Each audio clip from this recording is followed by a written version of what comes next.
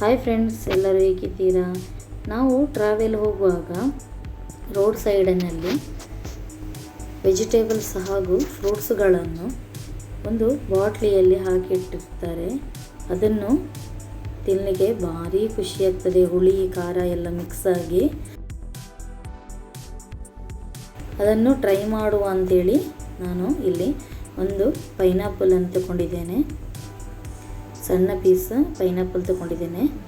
ಹಾಗೆ ಅದನ್ನು ನಿಮ್ಮ ಜೊತೆ ಶೇರ್ ಮಾಡುವ ಅಂತೇಳಿ ಈ ವಿಡಿಯೋ ಮಾಡಿದ್ದೇನೆ.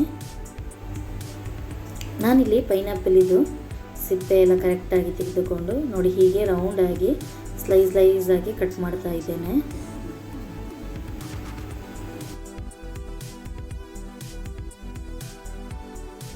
ಒಂದೆರಡು ಕಾಯಿ ಮೆಣಸು ತಗೊಂಡಿದ್ದೇನೆ.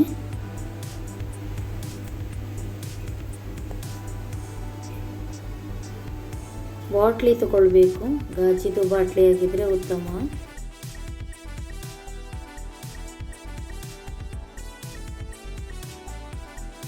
ಹಾಗೆ ಕಟ್ ಮಾಡಿಟ್ಟ ಪೈನಾಪಲನ್ನು ಹೀಗೆ ಸೈಡಿಗೆ ಇಡಬೇಕು, ಸೈಡಲ್ಲಿ ಇಟ್ಕೊಳ್ಬೇಕು.